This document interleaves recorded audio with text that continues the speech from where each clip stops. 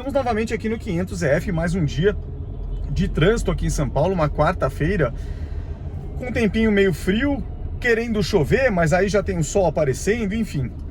Estamos aqui no querido trânsito de sempre. E duas coisas que são legais, na verdade, notícia de ontem, né? Vimos num canal do YouTube e achei bem legal compartilhar. Deixa eu começar de outro jeito. Houston Festival 86 is underway. Houston skyline is about to be transformed into a backdrop for the biggest laser light show ever seen in America. Crews continued working downtown today, setting the stage for Saturday's spectacular show of lights, lasers, fireworks, and music. It's called Rendezvous Houston, a city in concert. Well, it's being called everything from the show of shows to the biggest concert in history, and officially, it is known as Rendezvous Houston, a laser and light show that's going to use downtown buildings as the stage. Now, as we mentioned earlier, is traffic. It is horrendous at this point. Both the Katy Freeway and the North Freeway.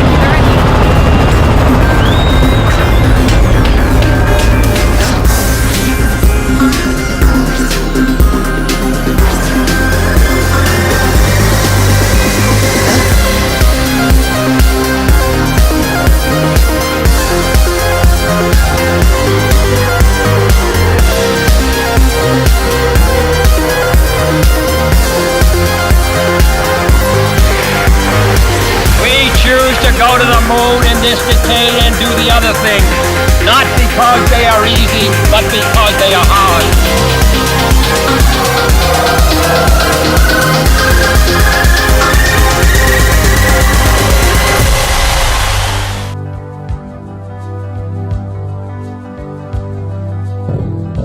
É no silêncio de Chevrolet que o meu coração bate mais alto. Enquanto o mundo perde a forma, eu me encontro em... Você já deve ter ouvido falar, se você curte anos 80, final dos anos 70, começo dos 80, em música, o que hoje a gente tem de DJ, esse negócio todo, e músicas eletrônicas, né, que são famosos no mundo inteiro e provocam multidões em estádio e tudo mais, isso teve um início, né? Meio que o precursor, ou quem mais fez sucesso começando com música eletrônica foi um francês chamado Jean-Michel Jarre. Pois bem, o pai dele já tinha história nisso, então procura no Wikipedia, Jean-Michel Jarre, você vai ter a biografia do cara, quando ele começou e o quão importante ele foi para a música mundial. Mas em resumo muito rápido, esse cara foi o precursor do New Age ou da música eletrônica. Ele começou a fazer uns efeitos com o começo da informática no mundo, transformando música. Então basicamente, imagina os computadores começando a se popularizar, os sintetizadores eletrônicos e tudo. Esse cara teve uma visão de unir isso a um treco super tradicional que era feito com instrumentos acústicos, guitarras elétricas da época do rock, etc., que é a música. Bom, esse maluco vendeu mais de 80 milhões de cópias numa época em que a indústria fonográfica, portanto a indústria de música, era toda poderosa, ditava a regra do que o mundo escutava.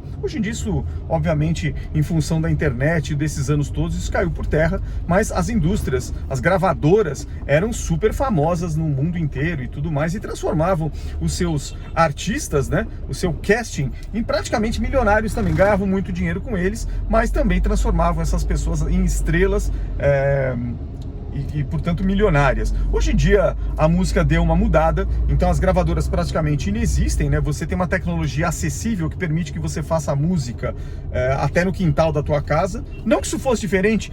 Paralamas do Sucesso já dizia, eu ensaiava na casa da minha avó. A música do Paralamas, Vovó Undina é Gente Fina, fala justamente disso, porque era a avó de um deles, não sei se do Herbert ou de quem for. A Vovó Undina permitia que os malucos ensaiassem Paralamas do Sucesso na sua casa, e algumas vezes os vizinhos chamavam a polícia, e daí tem toda essa música Vovó Undina Gente Fina. Mas enfim, então a música de garagem sempre foi a precursora de grandes bandas de rock, de tudo. Mas de qualquer forma, hoje você consegue gravar em alta qualidade, se você for músico, uma demo. E nem precisa mais. Antigamente, demo era uma fita cassete que o cara gravava em casa e na esperança maluca levava para uma gravadora com a expectativa de que alguém grande da gravadora falasse: aqui tem futuro. E quantas e quantas bandas morreram nessa expectativa e que, se tivessem sido ouvidas, obviamente teriam representado um sucesso mundial, né? Isso é muito comum no mundo, né? Não estou falando nenhuma loucura, né? Toda vez que você depende de um, dois ou alguns poucos seres humanos definindo o que tem de tendência em todos os ramos da arte, seja no cara que pinta, seja no fotógrafo, seja do cara que faz música, seja inclusive do cara que escreve. Quer um exemplo disso? Já ouviu falar num negócio, um bruxinho chamado Harry Potter? Pois é, Harry Potter, a Rowling dizia, ela foi recusada por diversas editoras, dizendo: esse livro seu aqui de fantasia, de bruxaria, não tem futuro. Eu fico imaginando hoje alguns desses caras que recusaram a oferta dos manuscritos da Rowling, eles até hoje acho que pregam alguma coisa em cruz, ou então xingam alguém, porque deixaram passar uma oportunidade gigantesca. Isso é comum, porque a gente erra, né? A gente não consegue ter bola de cristal para prever o que vai acontecer no mundo em nenhum ramo, então a gente erra.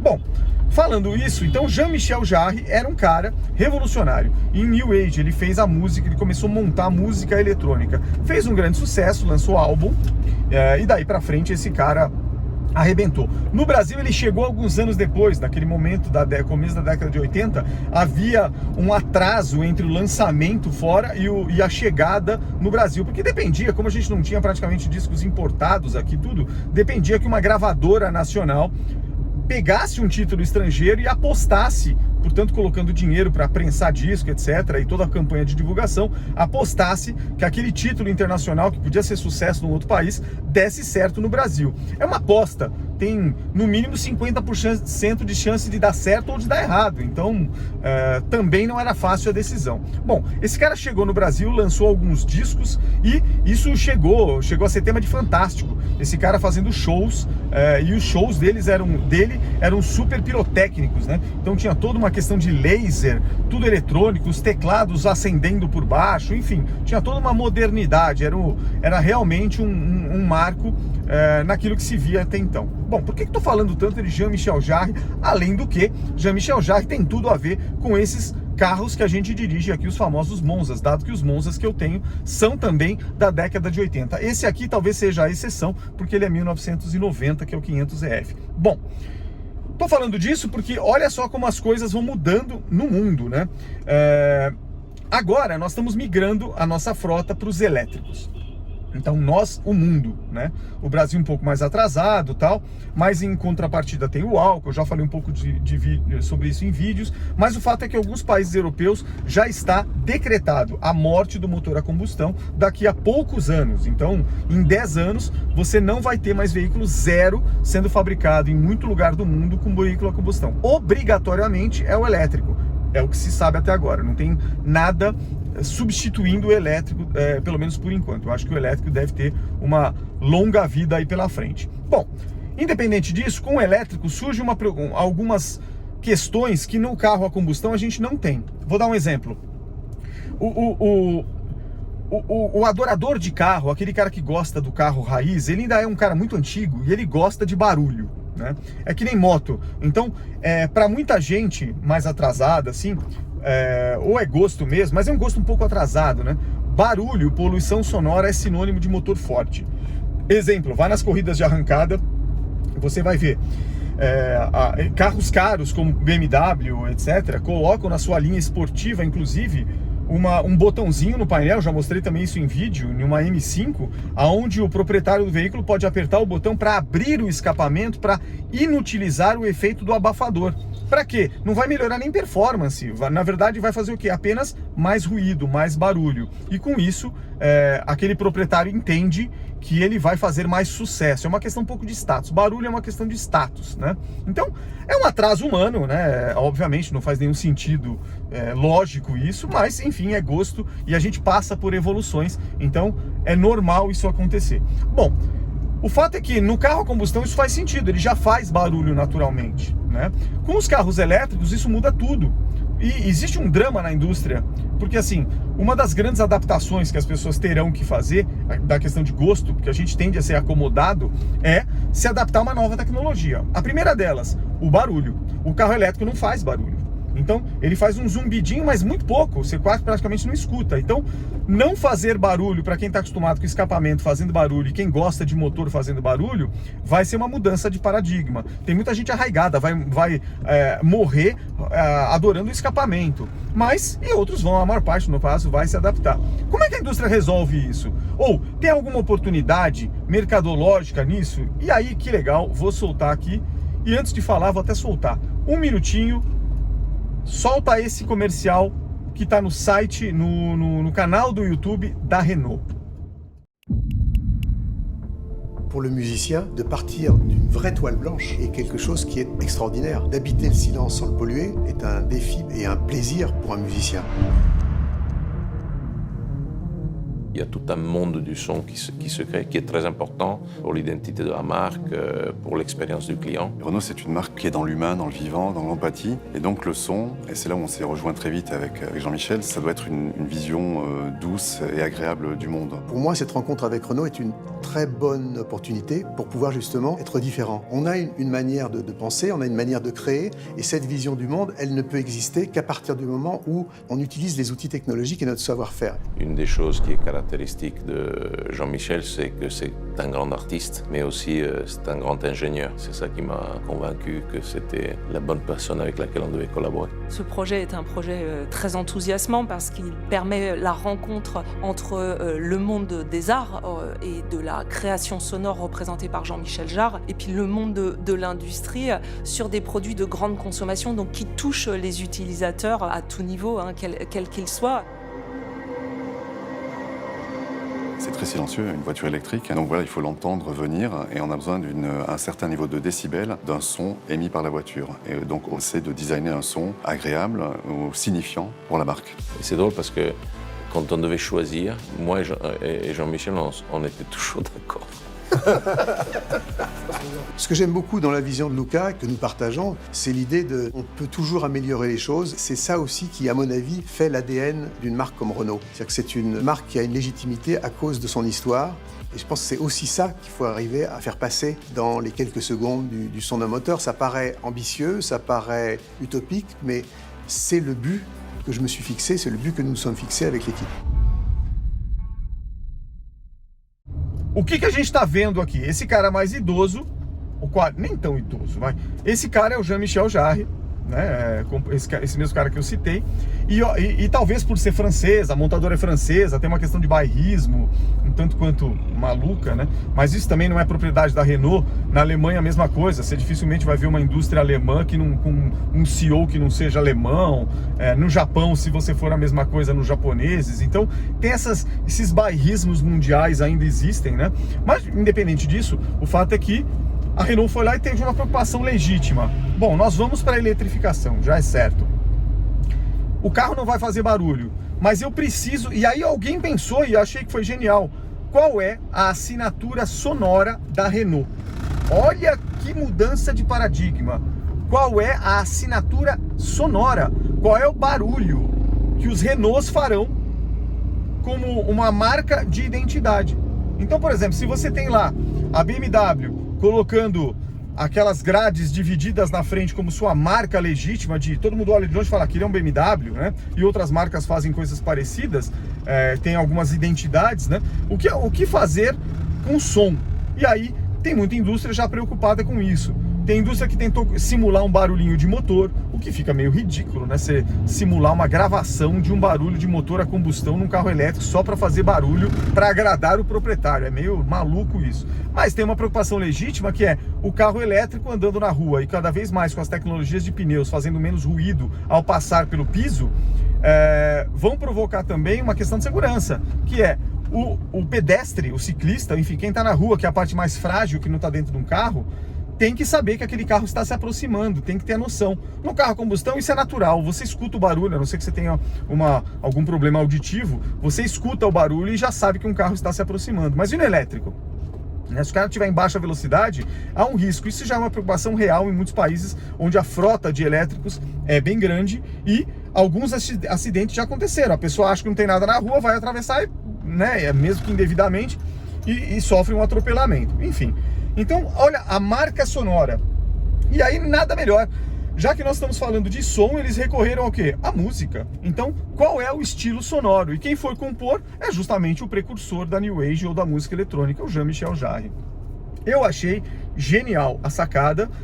Os caras franceses buscando, obviamente, um francês, mas mais do que isso, era um cara que representou toda uma modernidade em áudio e que agora, novamente, representa uma modernidade. O cara é contratado, ou foi contratado, por uma indústria automobilística mundial para montar a sua assinatura sonora. E daí, ninguém sabe ainda, é o que vai provavelmente ser usado em alguns ou todos, não sei qual a estratégia da Renault, nos seus modelos. Olha que legal. Então eu vou terminar de falar isso colocando o último vídeo. Eles colocaram 2 videozinhos de 1 minuto e agora tem um que explica um pouquinho mais aqui na nossa frente. Estou fazendo uma propaganda da Renault, não estou ganhando nada, obviamente, por isso, mas, de novo, a Renault tem o meu respeito, porque lá em casa nós temos 4 Renaults na garagem, né? E nenhum deles, até agora, sofreu problema. 2 deles estão com 101 mil quilômetros, um deles com 80 mil e um deles com 90 mil. E até agora, em todos esses anos, nós compramos 2 deles 0 quilômetro, outros 2 praticamente seminovos, nós só fizemos revisão. Então, a Renault, fabricação no Brasil, né? Quando eu comprei o Logan Zero, inclusive ele tem um adesivo 15 anos de fabricação no Brasil. Deixei esse adesivo lá no vidro traseiro. Isso foi em 2015, então nós estamos falando de 23 anos de fabricação no Brasil. Daqui a pouco tempo eles vão comemorar em 2030, né? Eles começam na virada do milênio, eles comemoram, portanto, 30 anos de fabricação no Brasil. Não é pouca coisa num país que tem altos e baixos econômicos e que muitas empresas automobilísticas tradicionalíssimas, por exemplo a Ford, já anunciaram: aqui não fico mais produzindo nada, o custo não vale a pena. Então a Renault, pelo menos até agora, é o que se sabe, está lutando nesta frente de forma ativa e gerando emprego no Brasil. É isso. Então termino aqui o meu vídeo em homenagem aos anos 80, novamente, ao Jean-Michel Jarre, travestido ou adaptado aos anos atuais, com a assinatura sonora da Renault. Que legal, muito bom.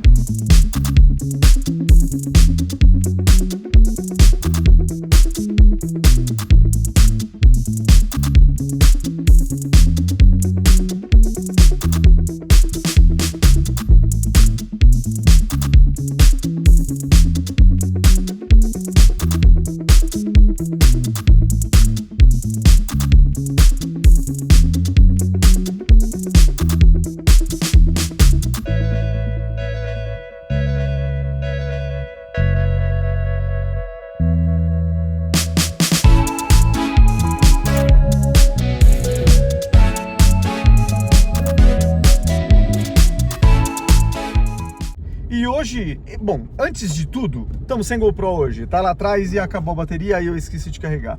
Mas de qualquer forma, o que você ia ver era trânsito aqui em São Paulo, então não faz muito sentido. Vamos falar rapidamente 2 perguntas de pessoas no canal, e uma experiência com o nosso carro. Vamos explicar aqui já bonitinho o que nós estamos falando. Vamos lá. Então estamos aqui a bordo, primeiro, eu vou começar direito, né? Estamos aqui a bordo do Monza CCV. CCV é um Monza 1985/1986, 1.8 a álcool, exatamente. Esse carro foi comprado há uns 3 anos atrás e a história dele é um carro que ficou muito tempo em garagem, então ele está praticamente todo original, em todos os sentidos. Até a suspensão era original de 1985 e obviamente nós tivemos que fazer a substituição de amortecedores e tudo para não ter problema. Freios, discos de freios eram 1985 com o símbolo da GM. Então, ao longo desses 2 anos e meio que eu comprei o carro, 3 anos, acho que agora faz 3 anos, foi em julho que eu havia comprado.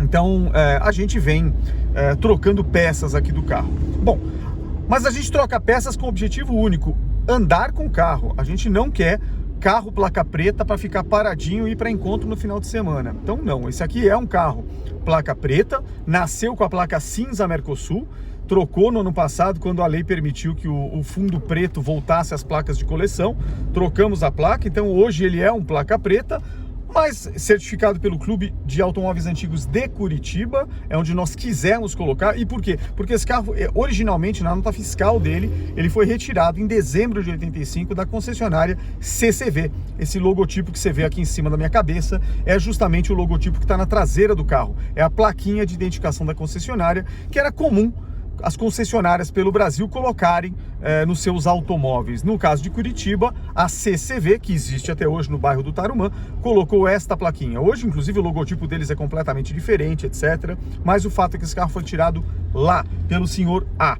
Há muitos anos se passaram, esse carro foi trocado, ele vendeu para uma outra pessoa da região de Curitiba, que o resto da vida ficou com esse carro, andou um pouquinho e depois ainda ficou na garagem. Esse carro tem, se tudo indica que é verdade, uns 100 e poucos mil quilômetros. Quando eu peguei esse carro, ele tinha 111 mil quilômetros. Então, alguns probleminhas básicos, por exemplo, as borrachinhas das válvulas já estão ressecadas, ele dá uma fumada quando você para no farol com o motor quente, dá a primeira acelerada, depois ele para.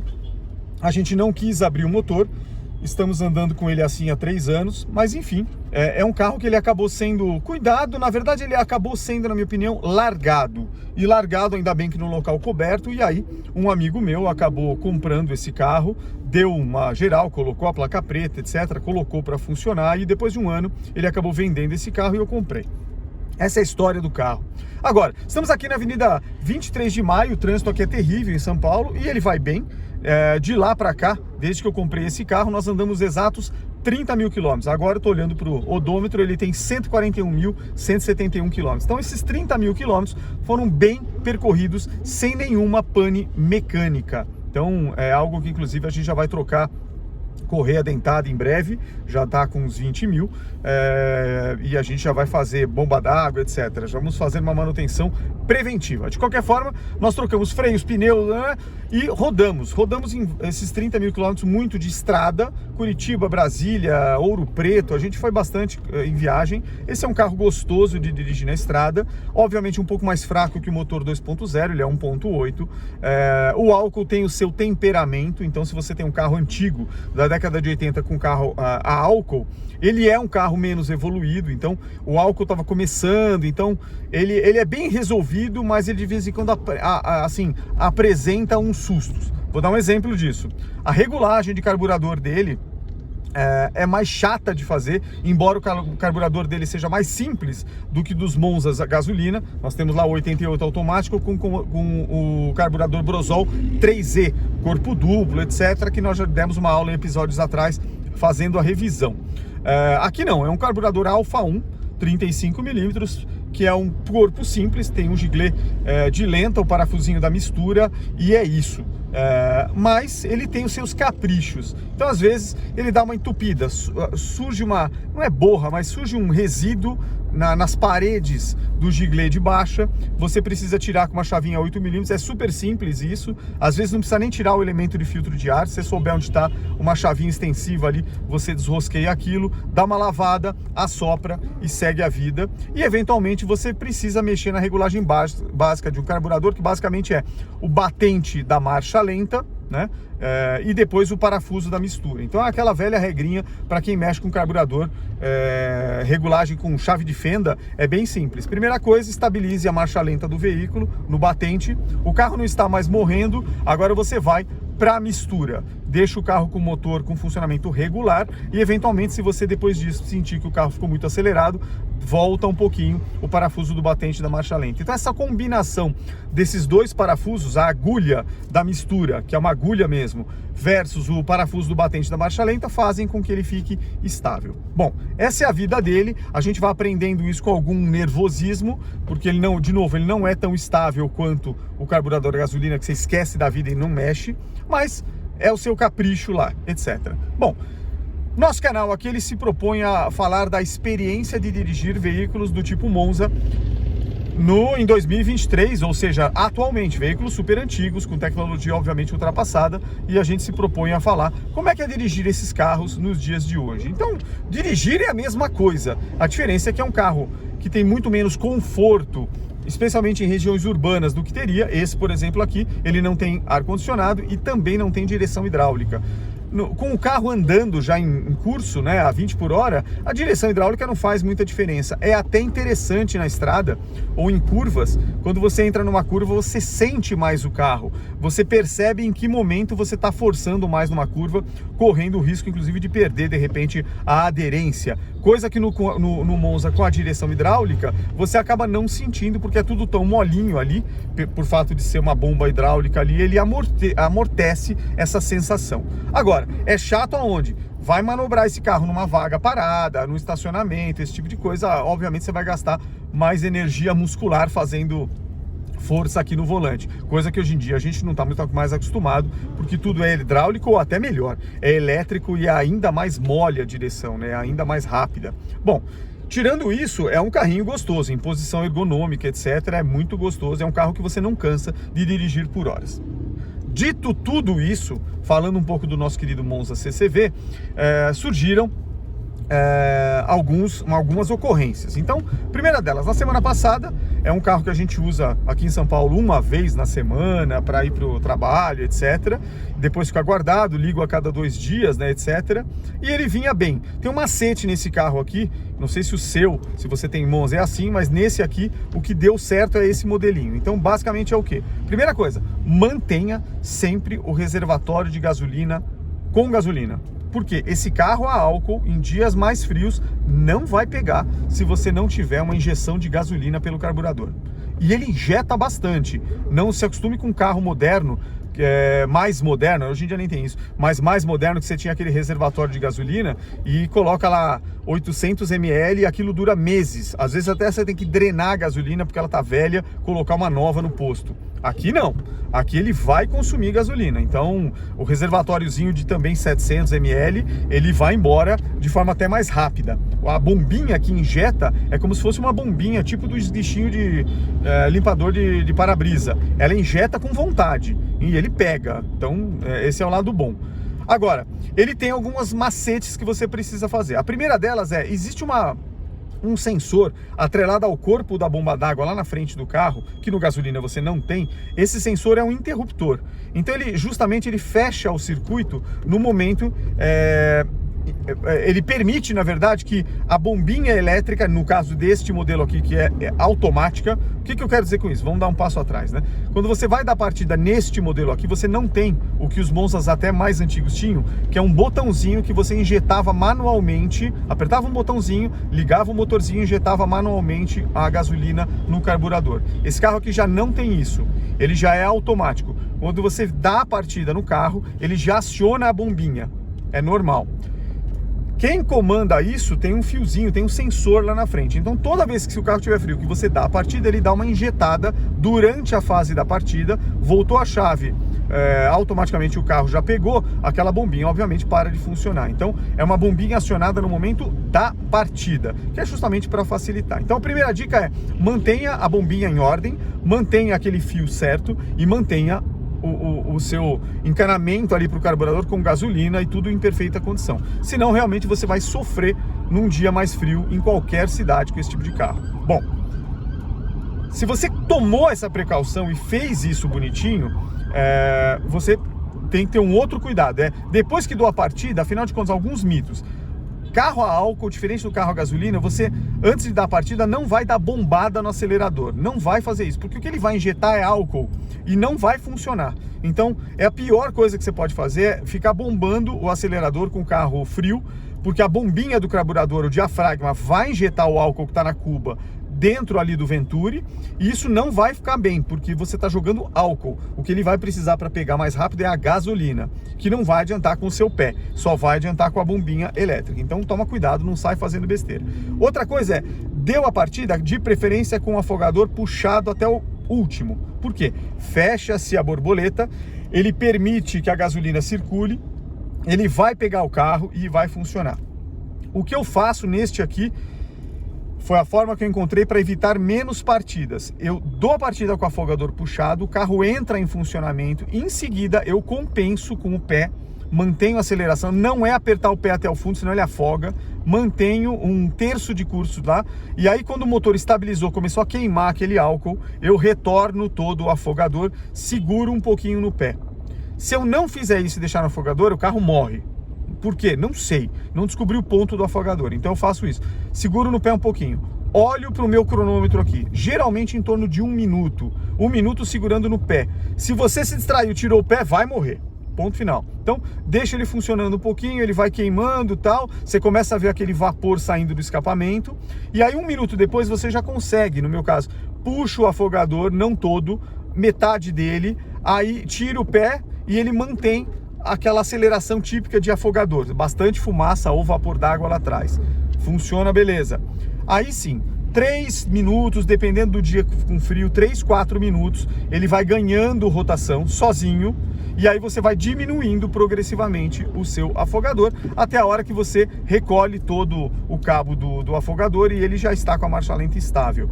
Num dia muito frio, ele não vai estar ainda pronto para sair, vai precisar uns 2 minutinhos ainda você esperando, senão ele vai dar umas rateadas, aquela engasgada, aquela tremida no momento da aceleração, especialmente em primeira marcha. Bom, essa é a vida desse carro e eu acostumei a fazer nos últimos 2 anos. Então é um carro que ele pega geralmente fazendo esse procedimento na primeira partida. Eu praticamente não preciso dar a segunda partida e ele vai bem, independente da região que eu esteja, às vezes até em regiões mais frias. Bom, por outro lado, outro dia eu estava andando com o trânsito, fui com ele trabalhar, e aí o que acabou acontecendo? No retorno para casa eu comecei a sentir que ele estava, motor quente, oscilando um pouquinho. O que é oscilando? É quando a marcha lenta do carro, exemplo, São Paulo tem muito trânsito, então você não anda mais que 30 por hora. Você anda, para, às vezes só fica parado alguns minutos. Então, nessa brincadeira desse anda e para, eu comecei a sentir que a marcha lenta não estava com aquela aceleração que eu tinha deixado na regulagem dos parafusos de mistura. Aí você começa, o que não é bom. Então não estava morrendo o carro, mas ele não estava do jeito certo. Falei, putz, que pode ser? Como era na sexta-feira, no sábado acordei e fui falar, primeira providência para você evitar qualquer custo e para você evitar sair trocando peça sem necessidade é dá uma olhadinha no que eu falei, no carburador, não custa nada, uma chave 8mm, eventualmente ver se está regulagem, parafuso, o que eu falei, parafuso do batente da mistura, etc. Brinquei ali, limpei, vou soltar um trecho disso, de como eu limpei esse giglezinho, na gasolina, tudo bem, coloquei no carro e aparentemente ele mudou o comportamento, passou a ser estável. Solta a filmagem.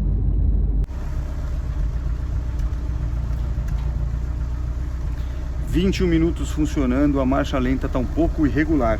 É sutil, mas olha só.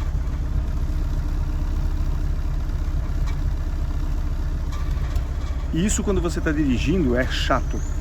Significa que está na hora de fazer uma revisãozinha básica de giglê e parafuso de regulagem da marcha lenta. Carburador desse carro, simples, Alfa 1. O que nós vamos precisar? 3 coisas. Uma chave 8mm para o giglê, uma chave 11mm para tirar o filtro de ar e uma chave de fenda para regular o parafuso da marcha lenta. Carro quente, 20 minutos funcionando, obviamente sem o afogador puxado. Vamos lá na frente. Ciclo térmico iniciado, olha a ventoinha. E vamos começar. Olha aí a ventoinha ligada.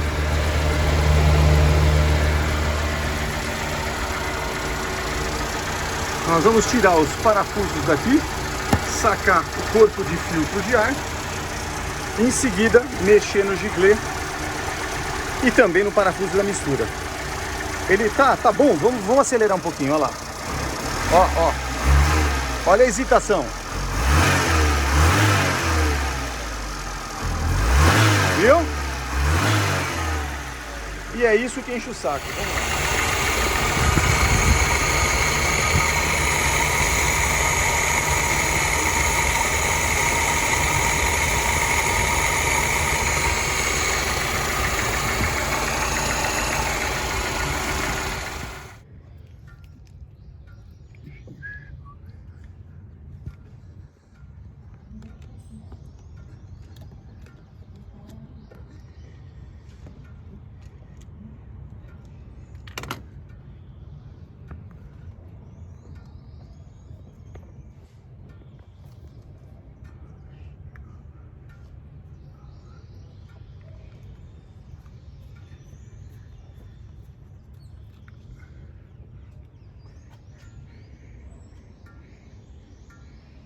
Olha a sujeira.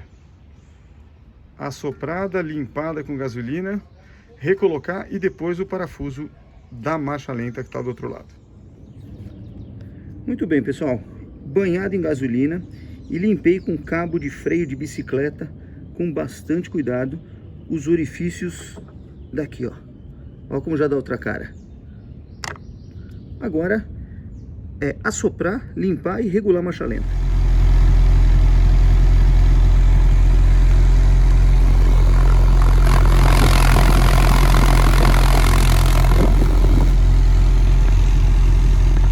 Mas só com a limpeza do giglê já deu uma melhorada na marcha lenta terrível, hein? Mas eu vou acertar mesmo assim.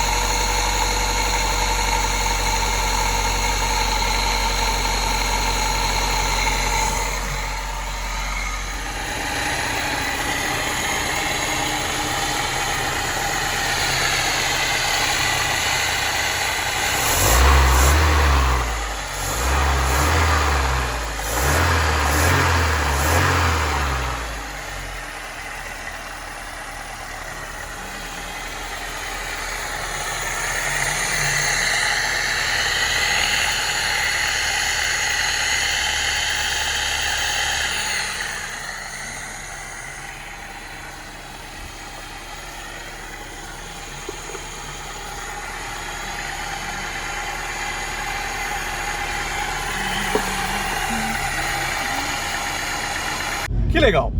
Mas isso não resolveu o problema. Não resolveu porque naquele mesmo dia eu falei, putz, eu vou andar com o carro, trajeto urbano pesado, pesado que eu diga de muito trânsito, o anda e para, e eu vou andar por uns 40 quilômetros.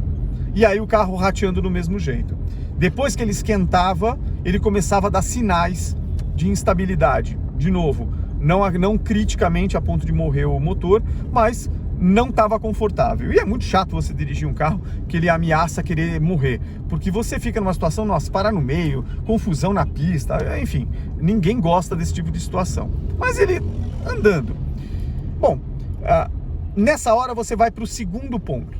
Quanto tempo faz que você não troca a vela do veículo? E aí, nesse caso aqui, uma das coisas que eu aprendi é que eu tenho tudo marcadinho. Quanto que eu troco cada peça desse carro, qual foi a quilometragem, quando foi. Algumas peças do carro você tem que olhar por quilometragem, outras também por tempo. Então é bom você fazer uma planilha e deixa um histórico de manutenção do seu carro. Foi o que eu acabei fazendo. Olhando os meus guardados, tava lá, troca de vela em 2021, faz 2 anos, julho de 2021, 2 anos e pouquinho. Primeiro ponto, e quilometragem 21.900 km. Então as velas desse carro da NGK, eu ponho sempre dessa marca, já tinham 21 mil quilômetros de vida. No Monza gasolina ou em carro moderno, as velas duram 70 mil e por aí vai. Nos carros mais antigos não duram tanto, mas 30 mil na minha cabeça, no meu conhecimento de Monzas a gasolina, sempre foi uma quilometragem bem interessante de trocar vela. Ela começa a dar problema ali, então 25 mil, 30 mil é quando geralmente eu troco as velas da NGK para os carros a gasolina. Porém a vela do carro a álcool, a BPR7ED da NGK, de novo, BPR7ED, põe o código aí, ela tem um grau térmico, ou seja, ela é projetada pela fábrica para suportar condições diferentes do motor a gasolina, porque nós estamos falando de novo de um veículo a álcool. Então o grau térmico ele vai funcionar numa temperatura diferente. E aí eu falei, putz, será que aqui é diferente? Fui olhar tutoriais de mecânicos e tudo, e todos recomendam que você veja o estado das velas a cada 10 mil. Eu nunca tive realmente essa preocupação, nunca na minha vida eu quase troquei velas com 10 mil quilômetros, mas fui olhar a vela, 20 mil, cheguei em casa à noite mesmo, no sábado, retirei as velas e olha o que encontrei.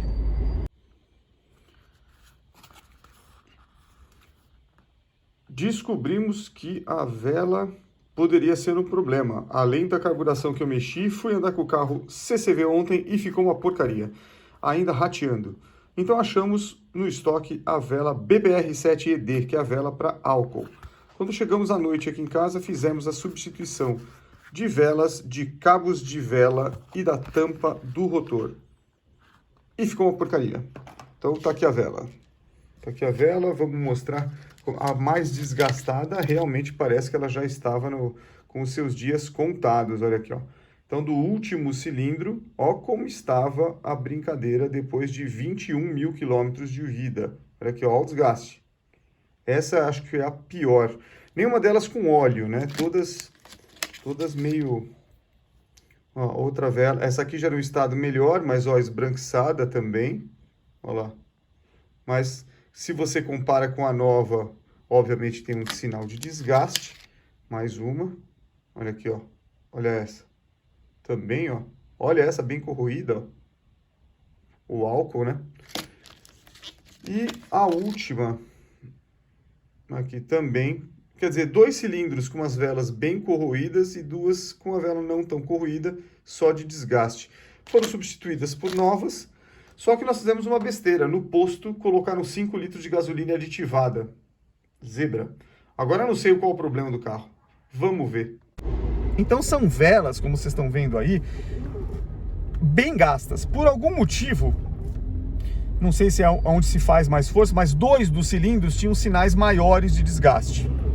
O último cilindro, perto do lado do passageiro do carro, digamos assim, e o cilindro intermediário, o segundo. O primeiro e o quarto, as velas com sinais de desgaste, mas muito menor.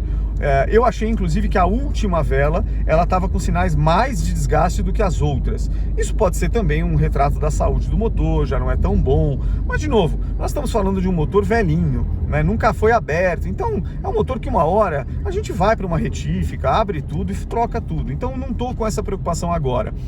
A minha preocupação não é agora com a saúde do motor, porque ele está andando bem, baixa pouco óleo, pega estrada bem, tem torque. Então, ele vai na dele. É um carrinho da idade dele, né?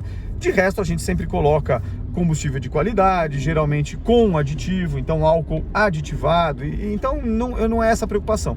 Significa que a vela já deu o que tinha que dar. Retirei as velas, fiz a substituição por novas NGK, obviamente desse mesmo modelo.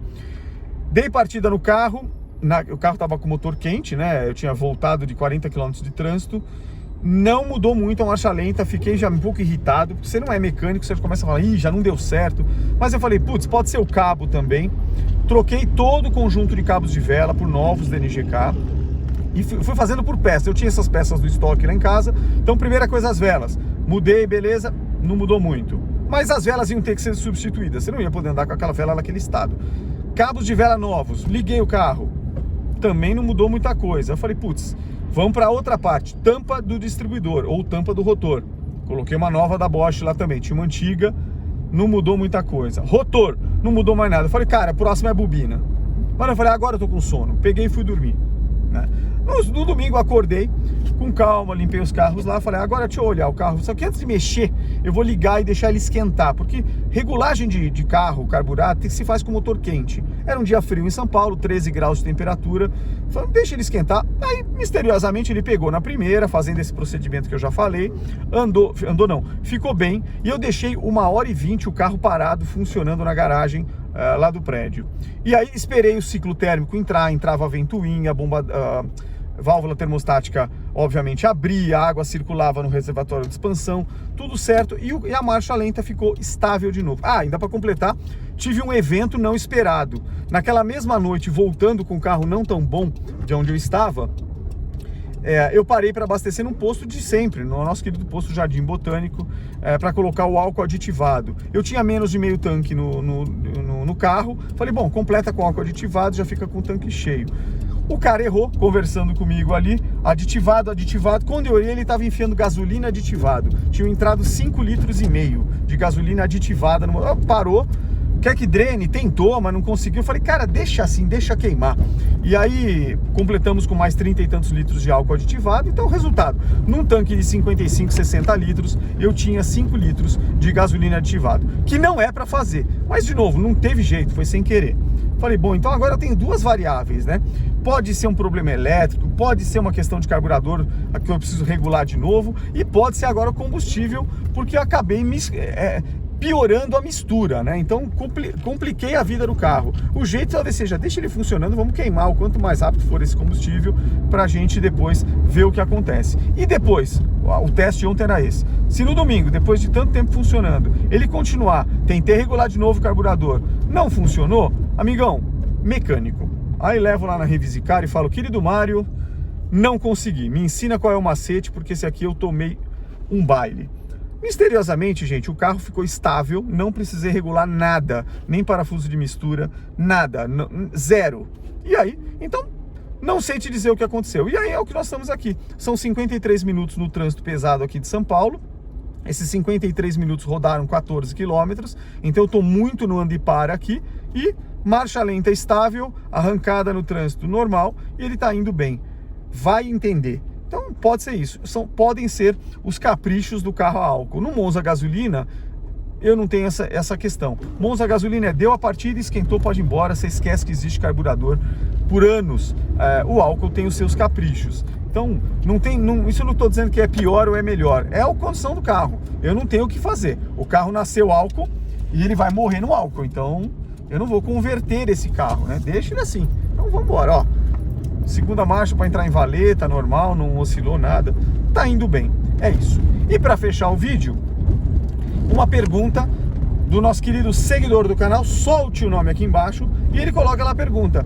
Olha, eu tô Monza 90, tô pensando em mudar para automático. É manual e eu quero mudar para automático. Vale a pena? Putz, cara, pergunta difícil. Primeiro, você não sabe se o cara é mecânico, não é mecânico. Por que eu digo isso? Se você tem oficina, é mecânico ou não é nada disso, mas sabe mexer, trocar só depende da sua mão de obra. Custo zero, é tempo que você está gastando. Agora, vou levar numa oficina para fazer, é dinheiro que você vai gastar. Então, começa daí. Segundo, você tem as peças ou não tem as peças? Não, tenho tudo na garagem. A vida é mais fácil. Não, não tenho nada. Eu vou buscar um câmbio, eu vou mandar refazer o câmbio para garantir que ele está em ordem, comprar os componentes necessários e etc. Então, tudo depende. Essa pergunta depende do estado do carro, depende do custo que você vai ter, com peças ou mão de obra. De novo, se o carro é seu, está em bom estado, você quer porque quer trocar, e tem as peças e o conhecimento, já está tudo prontinho, é só montar, eu diria, talvez valha a pena, do ponto de vista dinheiro. Agora vamos falar do ponto de vista de performance. Para que você vai querer um Monza automático? Para que você vai mexer no Monza que é manual para transformá-lo em automático? Não, porque eu quero muito ter um Monza automático. Será que você não acha para comprar um Monza em bom estado automático? Ainda tem bastante rodando. Será que não dá para procurar com carinho? E você, de repente, ou vender o teu se você não quer ficar com dois, ou então ficar com dois, um manual e um automático. Por quê? Porque aquele lá já veio de série. Muitas vezes você já vai comprar, deu a sorte do cara já até ter feito a revisão do câmbio, que não é barata. Revisão de câmbio automático, 2 a 3, 4 mil reais hoje em dia, em alguém que saiba fazer.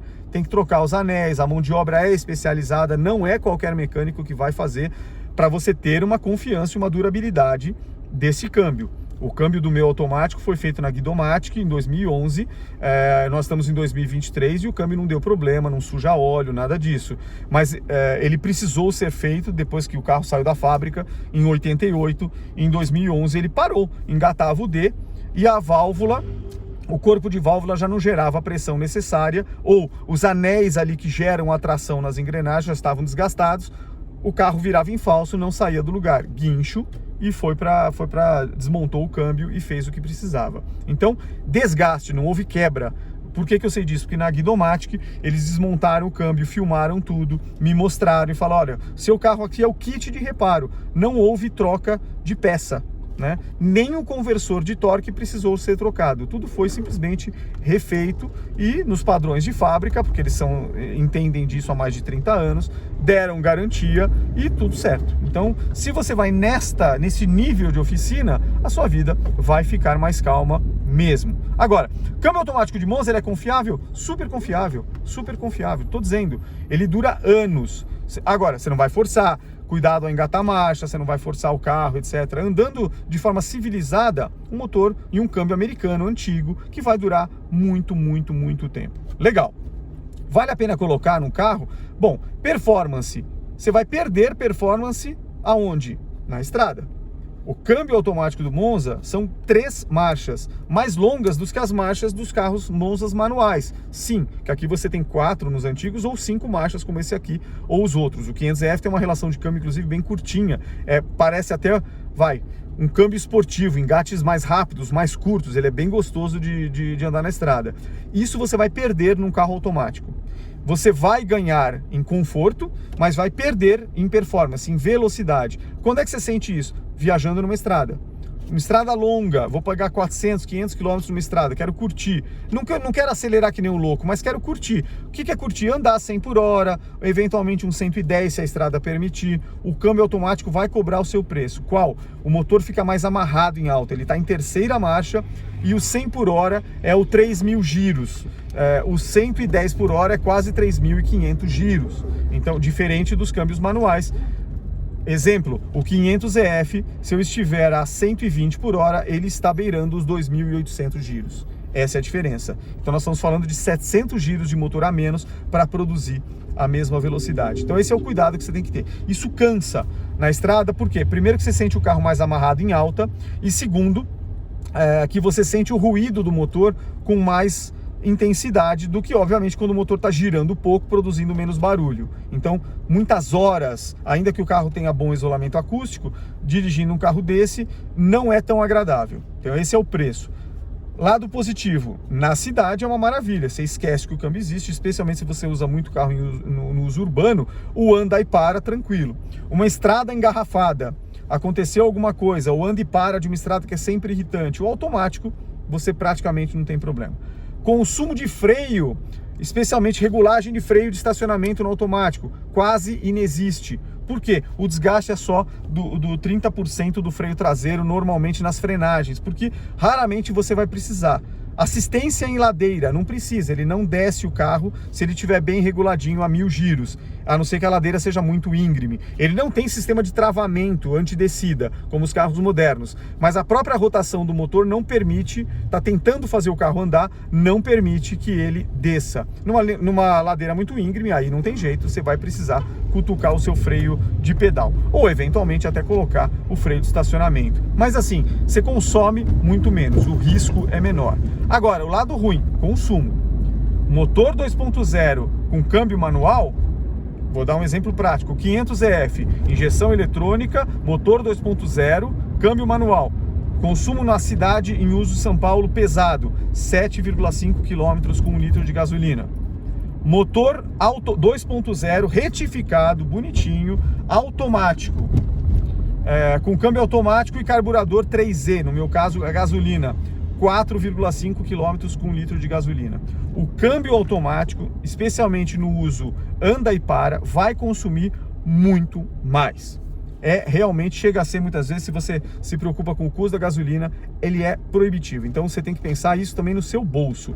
Gasolina hoje em dia não é barato, e se lembrar que um carro moderno hoje em dia faz 20 km com 1 litro de gasolina na cidade, com todo o conforto, e esse aqui vai fazer 4 km, 4,5, é desesperador. Então toma cuidado com isso também. Na estrada, consumo, além do problema que eu falei da performance, consumo igual a um carro padrão. 11 km por litro, não tem muito problema. Então, o problema do automático é na baixa.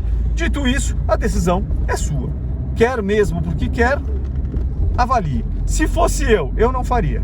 Deixa o carro que você tem do jeito que ele veio e, eventualmente, se você quer tanto experimentar, com o tempo, procura compra um carro automático, um Monza automático que já veio assim e faça a sua experiência. Lembrando que você vai ter essa questão do bolso, vai custar no seu bolso, especialmente na parte de consumo. É isso, galera.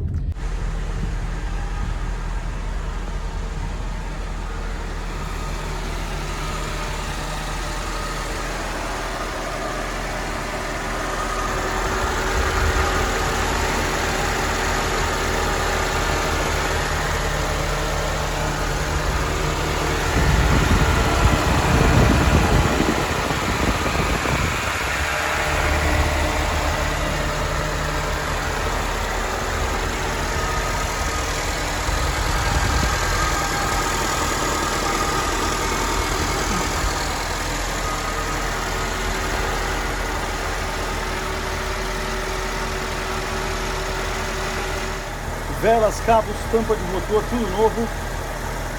E parece que deu certo.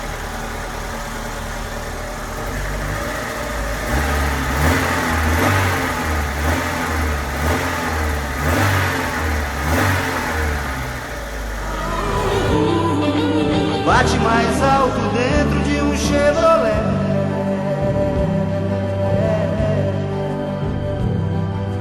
Bate mais alto dentro de um Chevrolet.